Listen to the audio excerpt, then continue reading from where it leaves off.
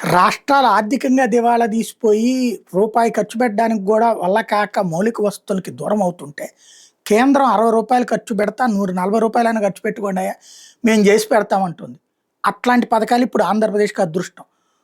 ఏవైతే సాగునీటికి సంబంధించి వెనుకబడిన ప్రాంతాలకు ఇచ్చే నిధులు పూర్వోదయ పేరుతో ఇస్తున్నాయి కావచ్చు, రోడ్లకి ఇస్తున్నటువంటి నిధులు కావచ్చు, ఈవెన్ నరేగా కూడా తీసుకొచ్చి ఇప్పుడు పేరు మార్చి జైరామ్‌జీ అని చెప్పి పెట్టి, అది కూడా రూ. 40 పెట్టమంటుంది. ఎందుకంటే ఇదివరకు కోట్లకు కోట్లు నిధులు ఇచ్చినా తినేయడానికి సరిపోయిన తప్పించి ప్రజలకు మౌలిక వస్తువులు కల్పించే విషయంలో ముందుకు పోల. ఇప్పుడైతే అదే జరుగుతోంది. పట్టణాల్లో మౌలిక వస్తువులు మరింత మెరుగ్గా అందించేందుకు కేంద్ర, రాష్ట్ర ప్రభుత్వాలు కలిసి అడుగులు వేస్తున్నాయి. ఇందులో 52,000 కోట్లతో ప్రణాళికలు, 20 ఏళ్ల అవసరాలు తీర్చేలా ప్రతిపాదనలు. తాగునీరు, డ్రైన్లు, రోడ్లు, ప్రజారోగ్యం, వీధి దీపాలకి ప్రాధాన్యం. కేంద్ర ప్రభుత్వం ఇచ్చే నిధులు 2028 నాటికి 52,000 కోట్ల రూపాయలతో ఈ పనులు పూర్తవుతాయి.